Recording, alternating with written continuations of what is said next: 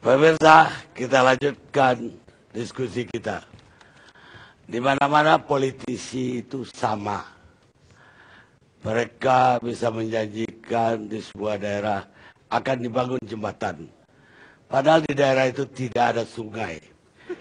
Kata Nikita Khrushchev. Sekarang Henry Yoso. Terima kasih. Assalamualaikum warahmatullahi wabarakatuh.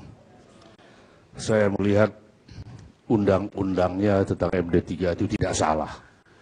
Yang salah sekarang ini saya lihat di dalam menerjemahkan, di mana ada ketentuan bahwa anggota Dewan Perwakilan Rakyat itu menyerap dan memperjuangkan aspirasi.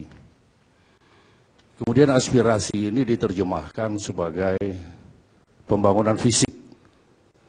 Padahal aspirasi itu tidak selalu, bahkan lebih banyak yang tidak berupa permintaan pembangunan fisik. Misalnya, saya beberapa kali turun ke dapil karena berbagai keluhan masyarakat, seperti misalnya ada masyarakat yang hak azazi mereka dilanggar.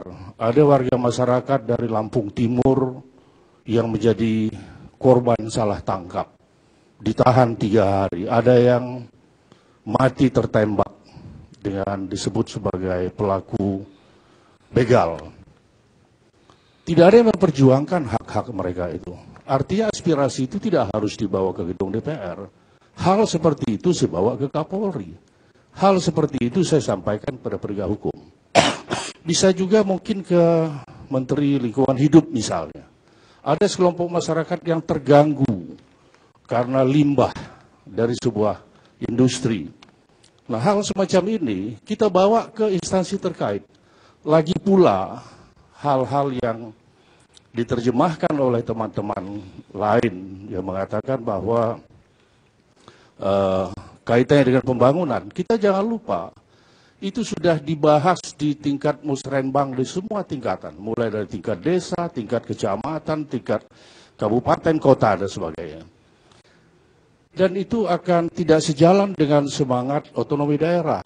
Bukankah mengenai pembangunan itu sudah kita serahkan kepada pemerintah daerah? Sehingga dengan demikian, dana sejumlah 20 miliar untuk anggota DPR itu, saya anggap itu satu bentuk pemborosan. Dan nantinya akan menjadi wilayah bancaan istilahnya.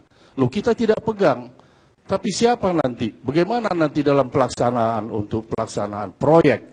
Kita ini bukan ngurus proyek anggota DPR. Kita ini cukup tugas kita 3, bidang legislasi, anggaran, kemudian pengawasan. Jadi jangan lagi dengan kita mencari-cari sendiri pekerjaan yang bukan wilayah kita. Dan jangan pula berpikir bahwa dengan dana ini mau saya copet sedikit-sedikit. Ya, ini yang harus kita buang jauh-jauh. Kalau memang kita konsisten untuk menjadi wakil rakyat, ya, Saya belum curiga itu, Anda lebih curiga lagi sama rekan-rekan Anda di DPR. Ya, saya tidak mengatakan teman-teman ini. Ya, saya sejak awal, mungkin bisa tanya dengan Pak Toto, waktu rapat di Balek, ya, kebetulan saya anggota Balek. Sejak awal saya mengatakan setidaknya perlu ditinjau kembali. Kalau saya lihat dari ruh yang terkandung di dalamnya, juga tidak bisa dipungkiri bahwa apa yang kami bawa nanti pulang ke dapil, menyebut salah satu fraksi di mana untuk pembangunan desa tertinggal lebih banyak dari fraksi tertentu misalnya, PKB lah katakan misalnya. Sementara mereka pulang bisa bawa oleh-oleh. Lah kami misal dari PDI Perjuangan, oleh-olehnya cita-cita lagi. Dari dulu selama 10 tahun menjadi penyeimbang, kemudian selalu begitu. Dan ini nanti seolah-olah agar si anggota ini terpilih kembali, maka dia harus membawa oleh-oleh pembangunan fisik. Saya pikir bukan itu. Kalau saya tidak akan dipilih oleh konstituen saya karena saya tidak membawa oleh-oleh pembangunan fisik, itu risiko saya. Karena saya menjadi anggota DPR bukan tidak pernah menjanjikan untuk melakukan pembangunan fisik, tapi menyerap aspirasi, memperjuangkan aspirasi. Kalau misalnya mereka membutuhkan yang kaitan dengan pembangunan fisik, itu kan ada tempat penyalurannya itu, baik di tingkat kabupaten, tingkat provinsi. Jadi tidak harus saya memikirkan mencarikan Tapi uang dari mana. kata kawan-kawan tadi banyak ketinggalan. Ada jembatan yang udah putus. Ya, Di Bupati gak masuk. ya kalau memang tidak bisa segera dibangun pada saat dia putus. Tidak bisa tahun ini, kan bisa dianggarkan pada tahun anggaran berikutnya. Tadi apa yang dikatakan oleh Mas Toto Daryanto misalnya. Di desa saya ketika terjadi bencana alam ini, ya memang tidak ada anggarannya di APBD-nya. Tapi kan dari dana untuk bencana alam pun ada. Ya memang tidak bisa sekejap begitu rusak hari ini dan besok. Karena uang itu kan direncanakan semuanya. Mungkin dari pihak pemerintah bisa menjelaskan secara lebih rinci bagaimana sih sistem pengadaan atau mengadakan untuk hal-hal yang sifatnya bencana alam. Jadi jangan kita berpikir bahwa hanya atau setidaknya agar saya ini terpilih kembali, maka saya harus memperjuangkan pembangunan fisik. Memperjuangkan aspirasi tidak sama dengan memperjuangkan pembangunan fisik. Pembangunan fisik kalau dibutuhkan oleh masyarakat di dapil kita, itu kita perjuangkan dengan cara-cara yang sesuai dengan aturan. Jadi bukan saya harus punya uang, harus menyediakan uang, harus ngegedor sana, harus memaksa institusi ini. Bukan begitu caranya. Baik, sekarang balik ke meja sini. Pak Abdul Malik Haramain, PKB. Tadi disebut-sebut bahwa oleh sama Henry. Ya, terima kasih. Assalamualaikum warahmatullahi wabarakatuh. Salam sejahtera bagi kita semua. Saya ingin banyak bicara tentang mekanisme, Bung Karni. Yang pertama, sebetulnya program aspirasi ini sudah diketok waktu kita membahas Undang-Undang MD3. Salah satu perdebatan panjang waktu itu adalah bagaimana hak DPR harus ditambahkan. Salah satunya adalah dia harus benar-benar menjadi representasi dan benar-benar mewakili daerah pemilihannya. Kenapa? Karena sumpah kita begitu. Jadi sumpah DPR itu adalah bahwa saya akan memperjuangkan aspirasi rakyat yang saya wakili untuk mewujudkan tujuan nasional dan seterusnya itu. Kemudian diterjemahkan di Undang-Undang MD3 yang bunyinya adalah mengusulkan dan memperjuangkan program pembangunan daerah pemilihan. Kemudian diterjemahkan lagi bagaimana teknis agar aspirasi rakyat itu bisa dilakukan, bisa disampaikan oleh anggota DPR, bikinlah kita tatip.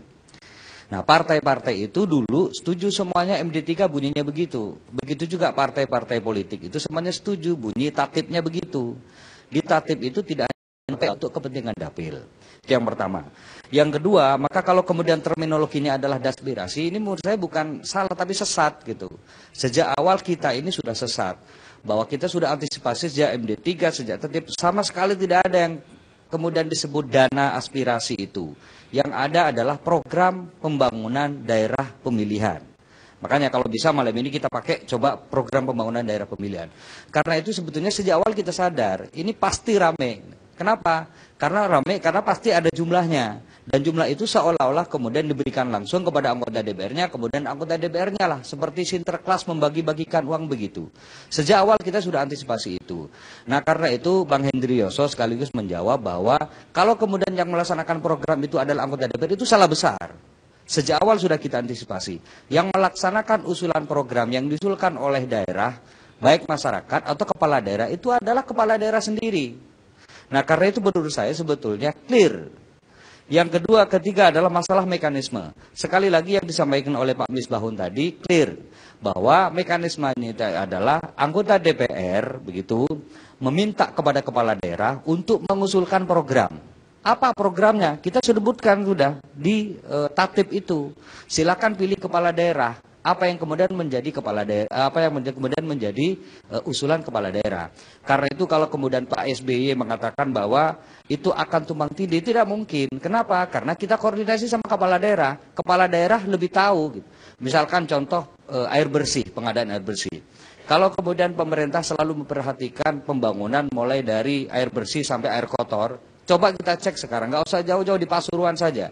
Itu masih banyak kok masyarakat yang belum mendapatkan air bersih yang layak. Apakah itu nggak diperhatikan? Saya memperhatikan itu dan kemudian saya berkoordinasi dengan kepala daerah setempat.